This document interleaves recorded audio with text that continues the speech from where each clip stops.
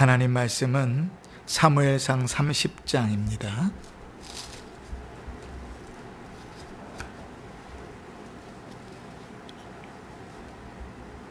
소리가 잘 들리시나요? 안 들리시면 에어컨을 끄겠습니다. 앞에 에어컨이. 잘 들리세요? 네. 사무엘상 30장 6절로 8절. 6절부터 우리 함께 봉독하면서 하나님의 음성을 듣습니다. 시작. 백성들이 자녀들 때문에 마음이 슬퍼서 다윗을 돌로 치자 하니 다윗이 크게 다급하였으나 그의 하나님 여호와를 힘입고 용기를 얻었더라. 다윗이 아히멜렉의 아들 제사장 아비아달에게 이르되 원하건대 에봇을 내게로 가져오라.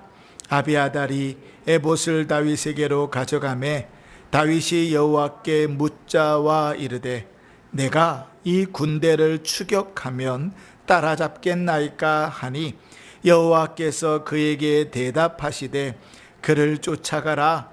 내가 반드시 따라잡고 도로 찾으리라. 이에 다윗 아멘 8절까지죠. 네. 우리가 아니 드세요. 잘 들리신다 하니까 우리가 지난주에 이 시글락성에서의 사건을 통해서 다윗이 왜 이러한 어려움들을 당하게 됐는지를 함께 살펴봤습니다. 2년여 동안 지었던 그의 깊은 죄가 그의 처자식을 다 빼앗기고 괴롭고 힘든 상황 가운데로 그와 그 따르는 자들을 몰아놓았다 그랬습니다. 그 시작은 하나님보다 앞서 나갔던 데 있습니다. 기도하지 않고 일을 벌렸고 인간적으로 상황적으로는 충분히 이해가 되지만 하나님께 기도하지 않고 시작하였고 주님께 묻지 않고 시작하였고 자기의 욕심을 따라 걸어갔던 그 길이 대단히 지혜롭고 대단히 탁월하고 대단히 잘한 선택같이 보이는데 결론적으로 지금 모든 자기를 따르는 사람이 자기를 죽이려고 달려들 정도의 상황을 만들어 버렸다 그랬습니다. 자, 오늘은 이제 그 2부입니다. 하반절. 우리가 그 다윗의 잘못을 돌아보면서 지난주에 은혜를 받고 좀 회개하고 기도하는 시간들을 가졌고 오늘은 다윗의 회복되는 은혜들을 좀 보면서 우리의 신앙을 점검하고 하나님 앞에 다시 설 수 있기를 바랍니다. 6절을 좀 우리가 보시면 6절 하반절에 이렇게 표현합니다. 백성들이 자녀들 때문에 마음이 슬퍼서 다윗을 돌로 치자 하니 다윗이 크게 다급하였으나 그의 하나님 여호와를 힘입고 용기를 얻었더라 그랬습니다. 다윗이 그 어려운 상황 속에서 하나님으로 힘입어 용기를 얻었다 그렇게 표현하고 있습니다. 여러분, 이 한 구절은 대단히 당연한 것 같지만 경험이 없는 자는 죽었다 깨나도 이해할 수 없는 구절입니다. 신자가 아니고서는 감추어져 있는 비밀이고 주님께서 베푸신 은혜를 맛본 자, 천국의 맛을 본 자가 아니고서는 절대로 깨달을 수 없는, 세상에서는 맛볼 수 없는 비밀입니다. 하나님이 힘이 되었다. 하나님을 힘입어서 용기를 낼 수 있었다. 이 한마디는 대단히 큰 은혜의 말입니다. 근데 여러분 한번 좀 깊이 생각해 볼까요? 왜 이렇게 이해하기 쉬운 한마디의 말이 절대로 이 세상의 삶을 살아가는 자, 또 하나님을 신뢰하지 않는 자는 죽었다 깨나도 깨달을 수 없는 비밀일까? 경험이 없는 자는 깨달을 수 없는 비밀일까? 왜냐하면 여러분 상식적으로 조금만 더 생각해 보면 이해가 됩니다. 여러분 주위의 모든 사람들이, 다윗을 따르던 모든 사람들이 다윗을 돌로 쳐 죽이려고 하고 있습니다. 이유가 뭡니까? 우리 가족이 전심을 다해서 당신을 따랐는데 당신을 따른 결과가 우리의 집은 다 불타고 처자식은 다 포로로 잡혀가고 그동안 모았던 재산은 다 탕진해서 거리에 남게 되었다는 것이, 그게 얼마나 허탈하고 허무하고 속이 상했던지 울고 또 울었는데 더 이상 울 힘이 없을 정도로 지쳐버렸어요. 그리고 머릿속에 나는 생각은 하나밖에 없습니다. 다윗 그놈을 죽여버려야 되겠다. 그놈 믿고 따라왔는데, 아니 그놈을 믿고 따라온 결과가 이것이냐. 저 이방 땅까지, 블레셋 땅까지 망명 와서, 우리로 따지면 이민 와서 내 조국 버리고 살아가는데 그 따르는 결과가 이 정도냐. 그리고 모든 사람들의 마음이 울분 차가지고 다윗을 죽이려고 한다고요. 근데 그 상황 속에서 하나님으로 힘을 얻고 용기를 얻었다. 이게 상식적으로 이해가 되냐고요. 그 하나님을 만나보지 아니한 자는 죽었다 깨나도 깨달을 수 없고, 예수 그리스도를 구주로 고백하지 않은 자는 죽었다 깨나도 깨달을 수 없는 하나님 속에 감추어져 있는 비밀이지요. 우리 성도들에게는 이 비밀을 너무나 잘 아는 은혜들이 있었으리라 믿습니다. 그래서 더 이상 설명하지 않고 이건 그냥 넘어가겠습니다. 이미 우리가 다 아는 내용들이니까요. 여호와로 힘입어 여호와로 말미암아 용기를 얻었다 그럽니다. 그럼 조금 더 풀어볼까요?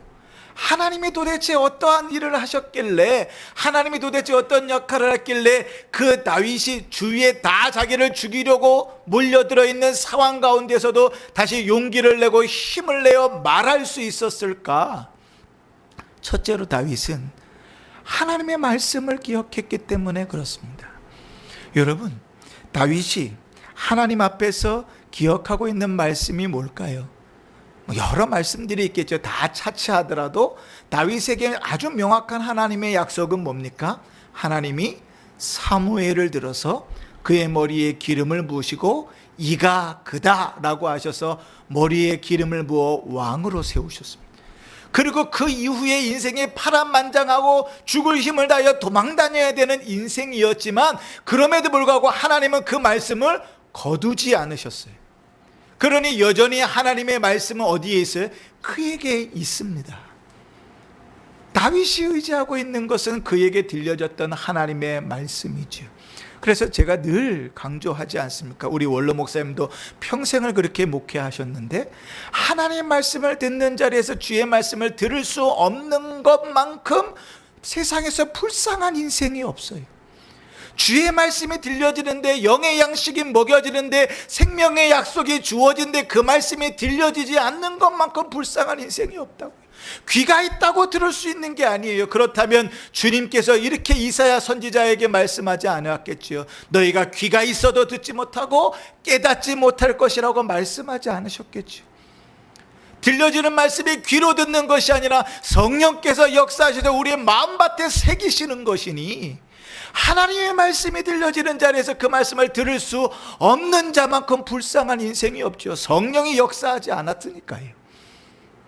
그런데 다윗이 지금 기억하고 있는 하나님의 말씀은 뭡니까?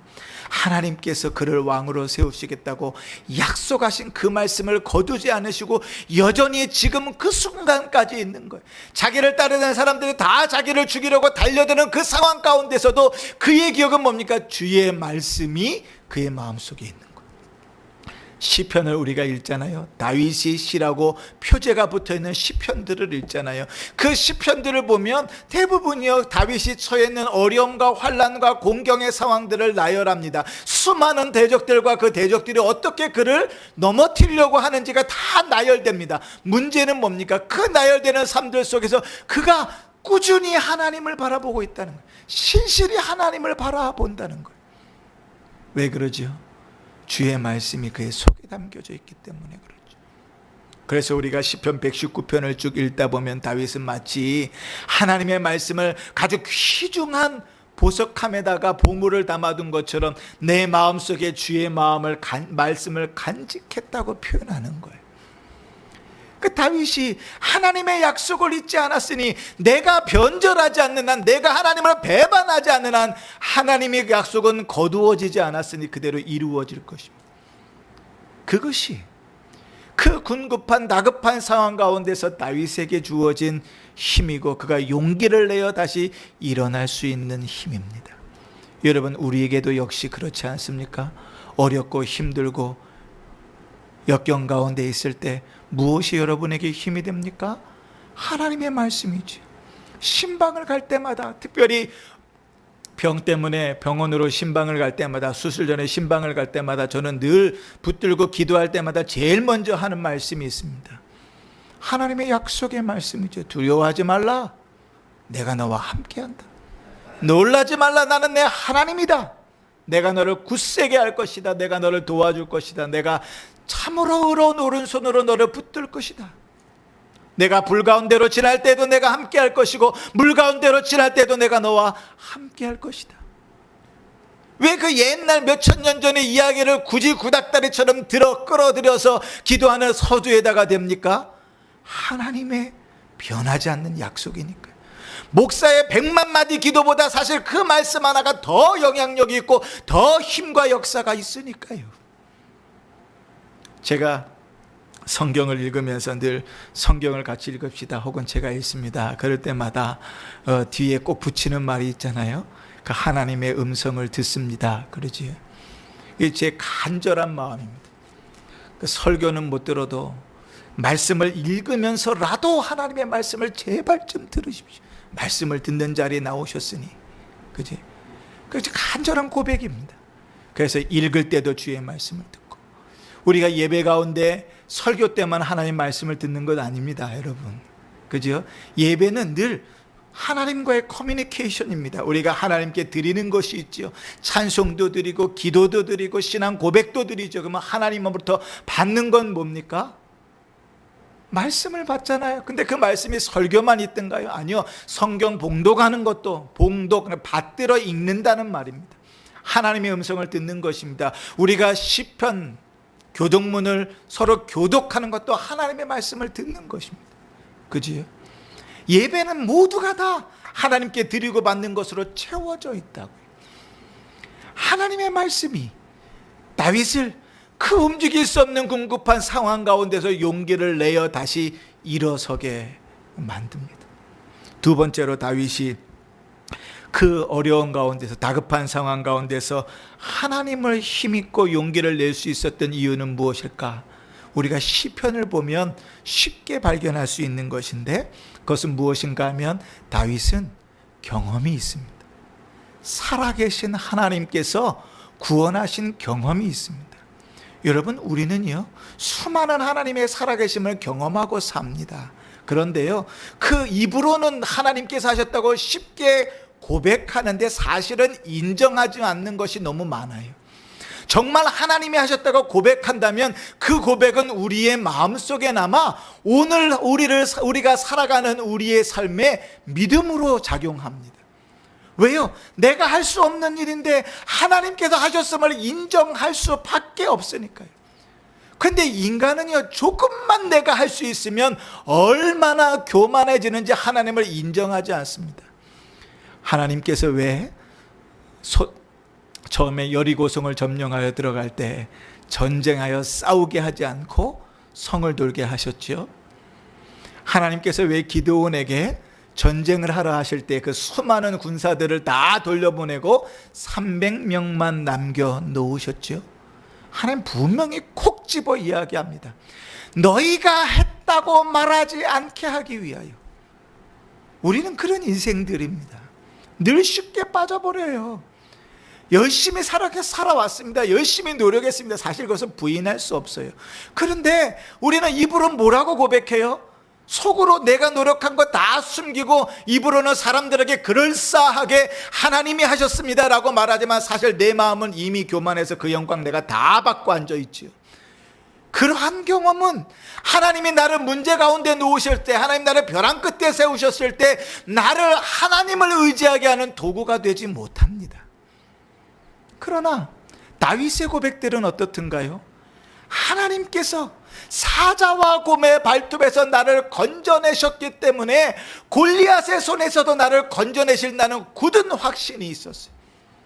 사자와 곰과 싸울 때 다윗이 설렁설렁 싸웠겠습니까?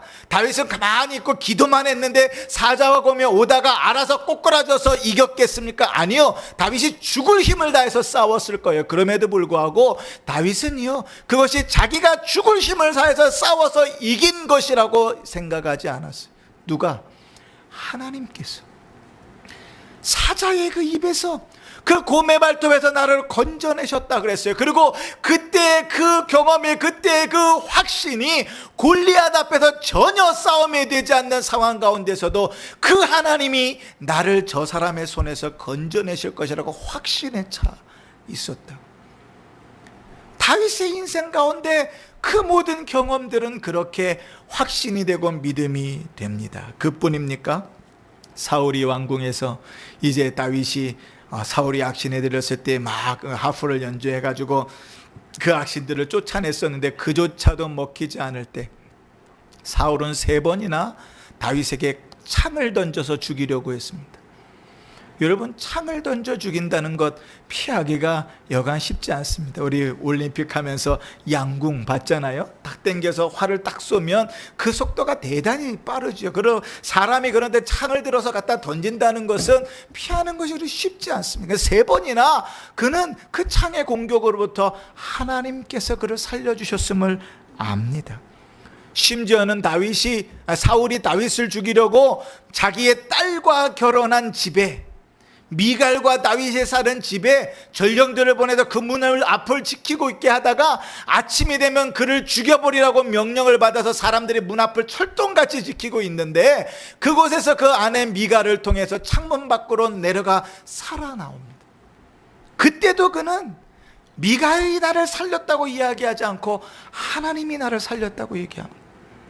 심지어는요, 그가 블레셋으로 망명을 했는데 다윗에게 막 쫓겨서 어쩔 수 없이 블레셋으로 망명을 했는데 자기를 좀 잘 봐줄 줄 알았던 그 왕이 당장에 죽이려고 하니까 침을 질질 흘리고 문을 박박 긁어대면서 미친 척해서 겨우 목숨을 구걸하고 살아나왔잖아요. 그죠?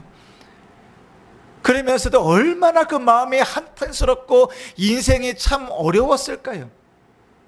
그런데 그는 나와서 지은 시편에서 이렇게 고백합니다. 시편 34편 19절에 의인은 고난이 많으나 여호와께서 그의 모든 고난에서 건지시는도다.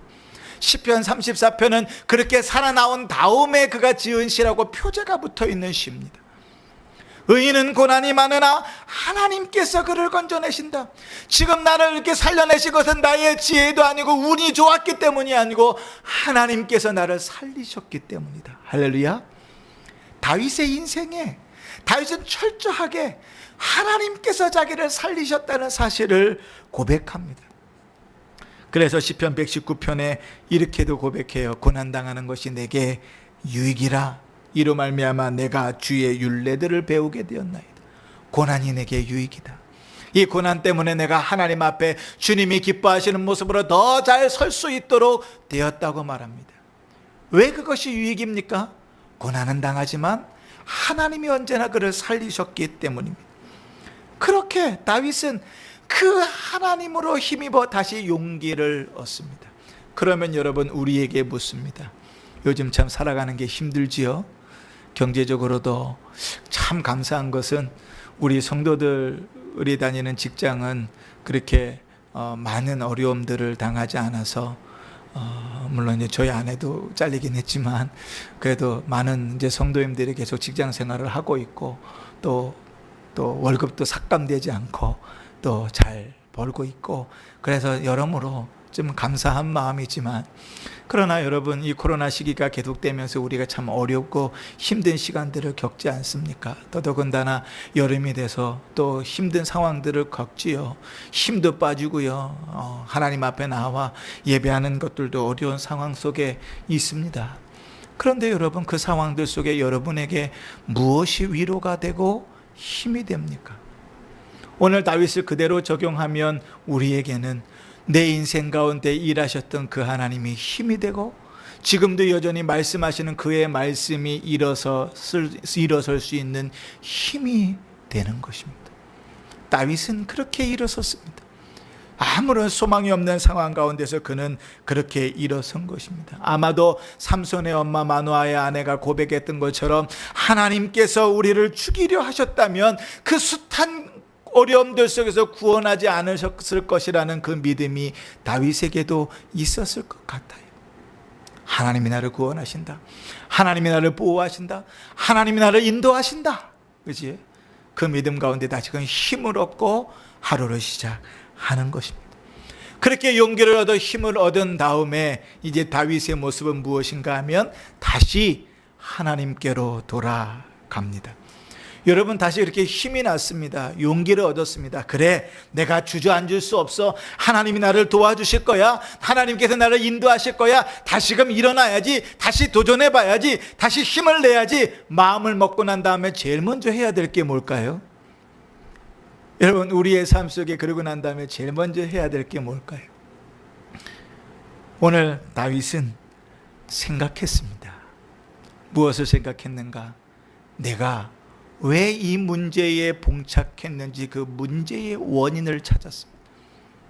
문제의 원인이 지난주에 뭐였다 그랬죠? 기도하지 아니하고 시작한 것입니다.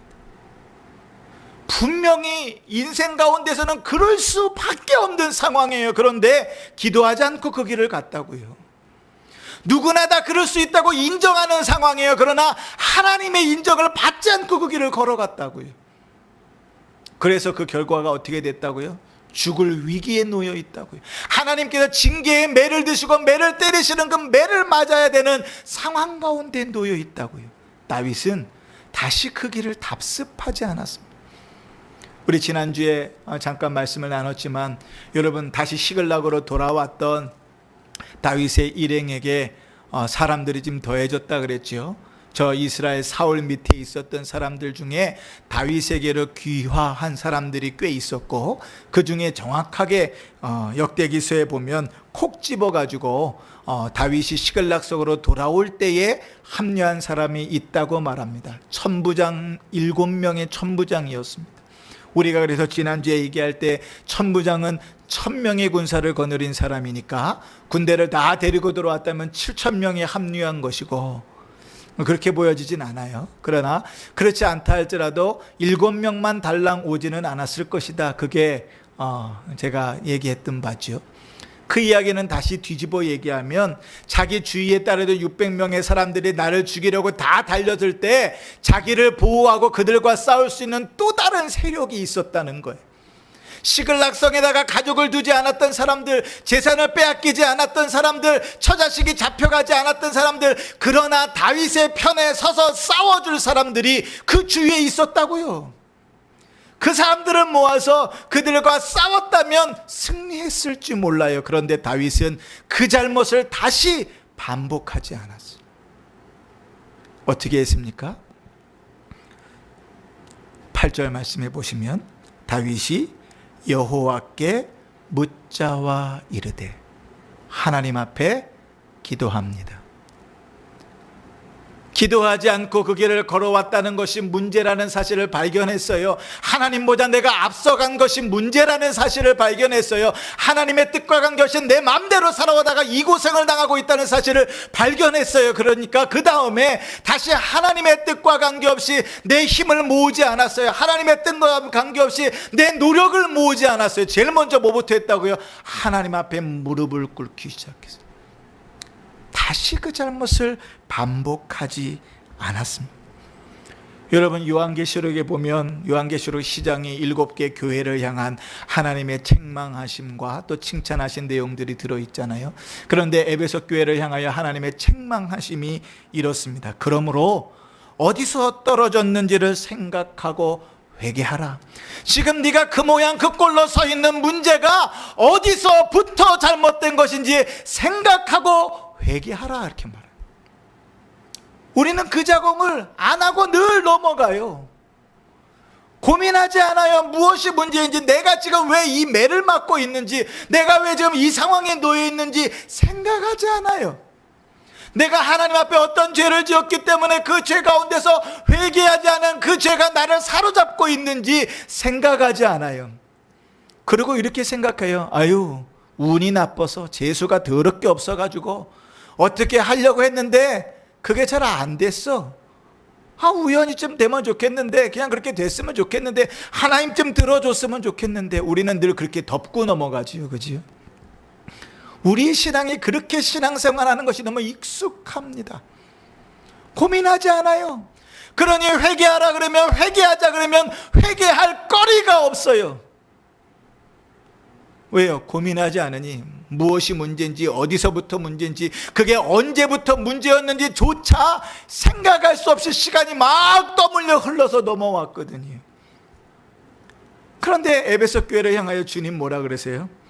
어디서 떨어졌는지, 그 시작이 어딘지, 무엇이 문제였는지 생각하고 그 시점으로 돌아가 그 문제를 하나님 앞에 내려놓고 회개하라는 거예요. 그 다음에야 회복이 있다고 말씀하시는 거예요. 에베소 교회의 문제는 무엇이었습니까? 신학적으로는 철저한데 첫사랑을 잊어버렸던 것이죠. 언제부터 무엇이 그들의 문제였는지를 되짚어 생각하고 그 문제를 붙들고 주 앞에 회개하고 두 손 들고 나아가야만 회복이 되어지는 것이지. 다윗은 그렇게 다시 원점으로 돌아가서 예전에 지었던 그 죄를 반복하지 않고 생각하고 하나님 앞에 다시 묻기 시작합니다. 처음부터 다시 시작하는 거예요. 그럼 우리 다윗의 기도에서 세 가지만 좀 생각해 보십시다. 첫 번째는 무엇인가 하면, 자, 8절을 같이 읽어보십시다. 다윗이 여호와께 묻자와 이르되 내가 이 군대를 추격하면 따라잡겠나이까 하니 여호와께서 그에게 대답하시되 그를 쫓아가라. 내가 반드시 따라잡고 도로 찾으리라. 아멘. 다윗의 기도에서 그가 다시 회개하고 원점으로 돌아가 기도할 때 그에게 확연히 달라진 것은 그가 먼저 기도했다는 것뿐만 아니라 그는 응답을 기다렸다는 것입니다. 우리가 읽은 한 절에는 별로 그 순서가 바로 즉문즉답인 것 같지요. 제가 물 좀 하나 떠주세요. 그러면 이제 물을 하나 바로 떠오실 거 아니에요? 그런 것처럼 그냥 물으니 하나님께서 기다렸다는 듯이 대답하신 것처럼 생각하지만 그 시간이 어떻게 됐든지 간에 우리는 기도하고 하나님의 뜻을 찾으며 묻는 작업이 필요합니다. 근데 여러분, 많은 경우에 우리의 기도는 형식적이 되어져서 기도는 하는데 하나님의 뜻에는 관심이 없을 때가 많습니다. 딴 데 관심이 있어요. 그 비근한 예가 사울입니다. 사울이 하나님의 명령을 따라서 블레셋과 이제 대치한 상황에서 전쟁을 해야 되는데 사무엘이 와서 기도해 제사를 드려주기를 기다립니다. 약속된 시간 동안 기다렸는데 오지 않아요. 그러니까 사울이 어떻게 했죠? 자기가 직접 제사를 드려버렸습니다. 사울에게 중요한 것은 그가 하나님께 제사를 드리고 하나님의 뜻을 묻고 하나님의 뜻을 따라 가는 것이 아니었어요. 뭐가 중요했냐면 제사라는 그런 한 순서를 치워버리는 것이 중요했어요. 그 행사를 하지 않으면 마치 하나님이 돕지 않으실 것처럼, 그 행사를 하지 않으면 마치 하나님이 역사하지 않으실 것처럼 그 형식을 취하는 것이 필요하다고 생각했어요. 그러니 사무엘이 오지 않았어도 그가 제사를 드려버린 것입니다. 왜? 전쟁에서 이기려면 해야만 했었으니까요. 근데 여러분, 우리가 기도를 그렇게 드린다면 하나님은 우리의 그런 형식적인 기도를 절대로 듣지 않으십니다.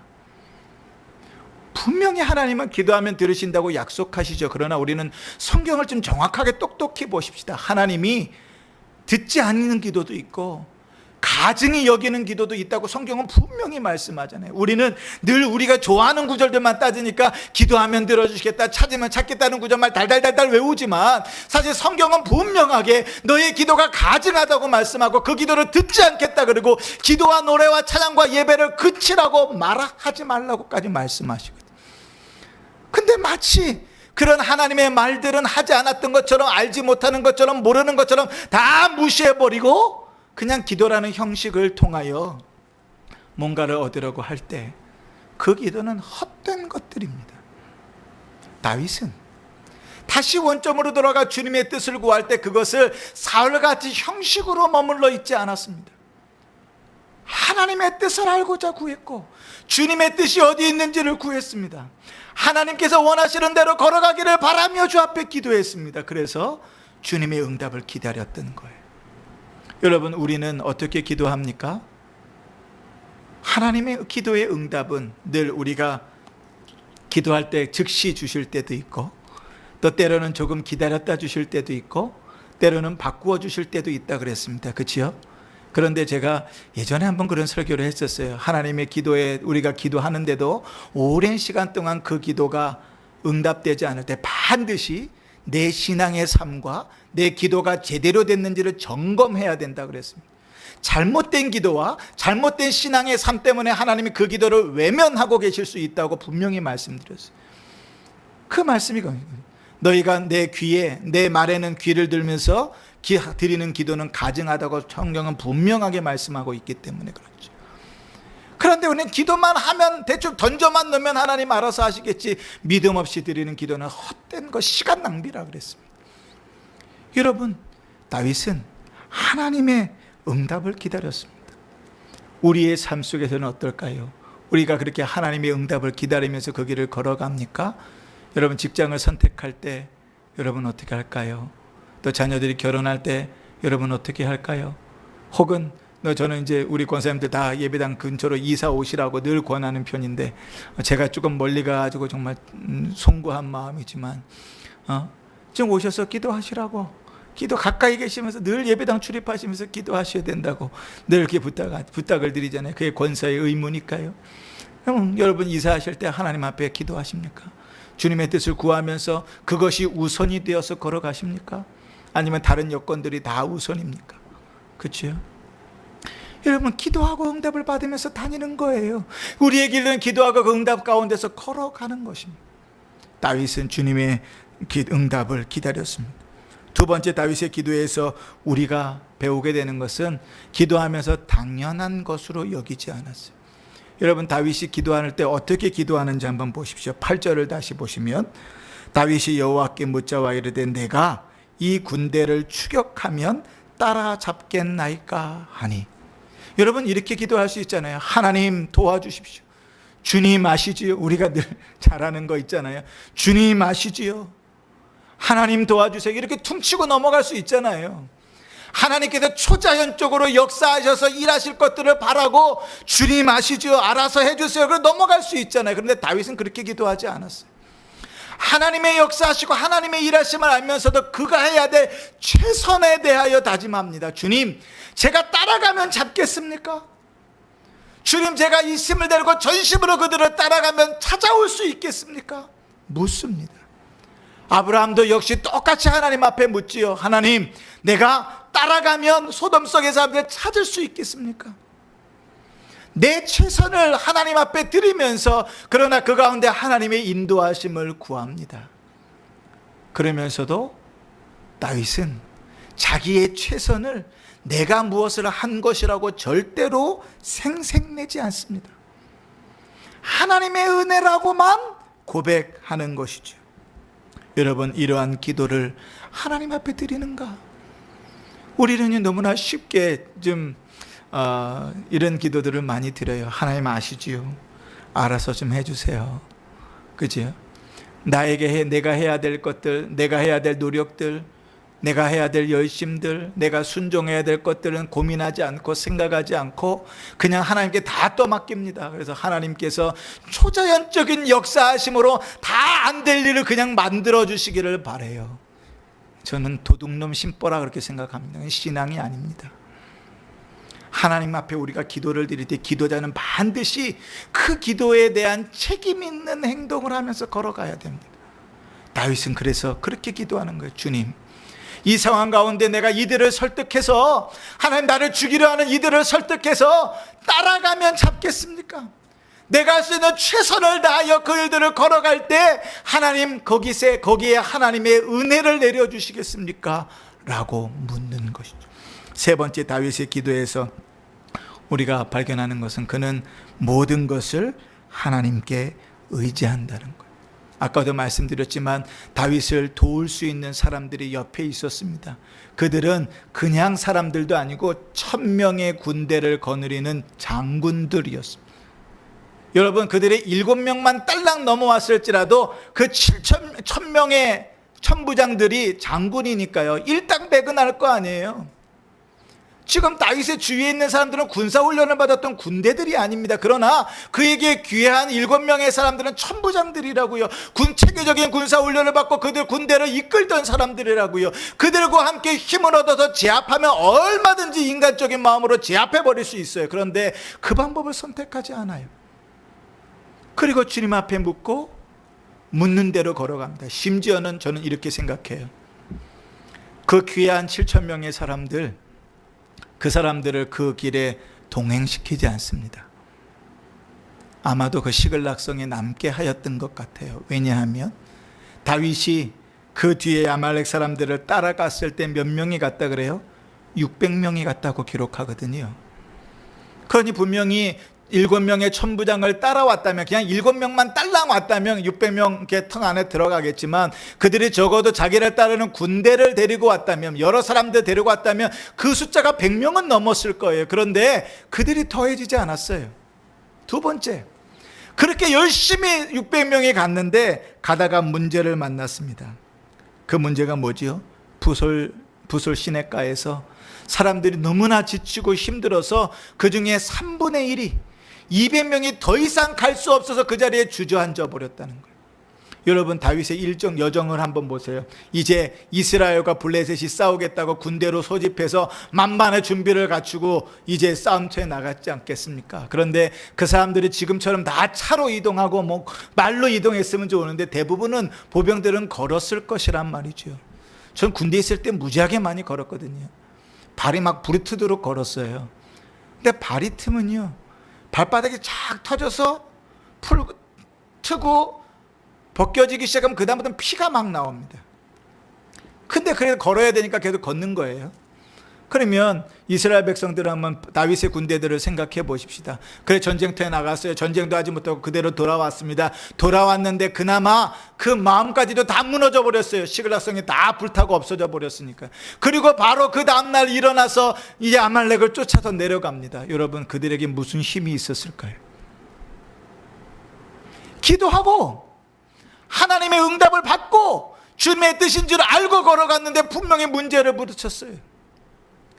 그럼에도 불구하고 7,000명의 7명의 천부장들을 불러올리지도 않고 그들을 설득해서 데려가지도 않고 200명을 남겨두고 400명으로만 그 전쟁을 나갑니다. 여러분, 600명이 다 모여도 이길 승산이 없는 싸움입니다. 그런데 그 중에서 3분의 1을 떨어뜨리고 400명을 데리고 갑니다. 왜 그게 가능합니까? 그가 내가 싸우는 것이 아니라 하나님께서 싸우신다는 정확한 믿음을 가지고 있었기 때문에 다시 회복하기 시작한 것입니다. 골리앗 앞에서 설 때의 그 마음을, 하나님 앞에서 사자와 곰 앞에서 싸웠을 때 그 마음을 다시 회복한 거예요. 전적으로 하나님만을 의지합니다. 결과는 우리가 잘 알지요. 어떻게 됐습니까? 하나님이 그들을 다 되찾아오게 하십니다. 사랑하는 성도 여러분, 오늘 말씀 가운데서 우리 두 가지만 좀 더 생각해 보십시다. 들으신 분들은 말씀 속에서 간간히 또 나름대로 성령께서 역사하시는 은혜가 있을 줄 알지만 또 혹 마지막 마무리를 하면서요. 첫 번째는 무엇인가 하면, 여러분, 문제 앞에서 잘못됐다고 느끼걸랑 그 자리에서 멈춰서고 다시 돌아가야 됩니다.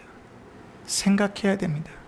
내 신앙이 저 밑바닥에서 허우적거리고 있을 때 그 자리에서 멈추고 주의 말씀으로 기도로 다시 돌아가야 됩니다. 내 삶에서 무엇이 문제였는지, 어디서부터 문제였는지 찾아야 됩니다. 그렇지 않고는 회개가 온전히 이루어질 수가 없어요.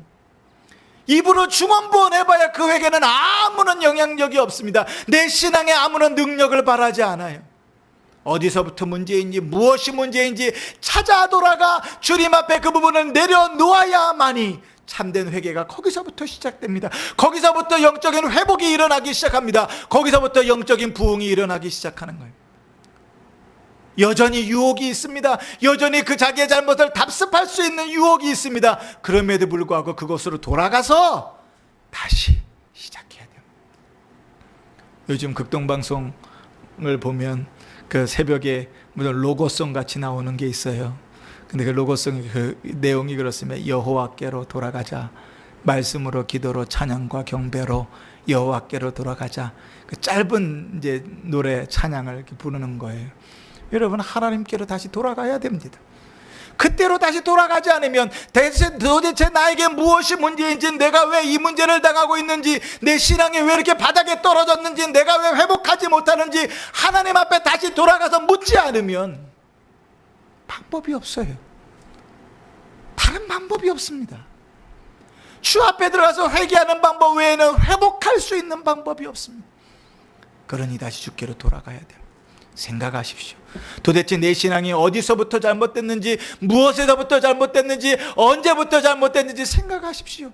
주의 말씀 가운데서 무엇이 나에게 문제인지, 기도함 가운데서 무엇이 나에게 문제인지를 찾으십시오. 그리고 주께로 돌아가야 됩니다. 그때에서야 진정한 회개가 나오기 시작하는 것입니다. 두 번째로, 여러분, 전적으로 하나님을 의지하는 신앙을 가졌으면 좋겠습니다. 입으로만 하나님을 의지한다고 말하지 마십시오. 입으로만 하나님을 경외한다고 말하지 마십시오.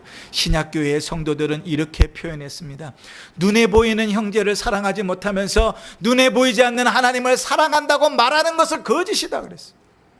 그 기준을 그대로 표현하면 우리가 눈에 보이는 신앙의 삶들을 제대로 살지 않으면서 눈에 보이지 않는 우리의 마음이 하나님을 향하여 진실이라고 말할 수 있는 것은 거짓일 수 있습니다. 그죠? 그래서 우리의 신앙의 모습은 어떠한 면에서 대단히 중요합니다. 우리가 예배드리는 모습, 우리가 말하는 모습, 우리가 신앙으로 살아가는 그 모습이 중요한 이유는 남들에게 보이기 위함이 아니라 그것이 내 신앙이 어떠함을 드러내는 척도가 될 수 있기 때문에 그렇습니다. 그러니 사랑하는 성도 여러분, 하나님을 전적으로 의지하십시다. 우리 눈에 보이는 것, 우리가 의지할 수 있는 것, 사람의 힘들을 바라보지 않고 하나님만을 의지하십시오.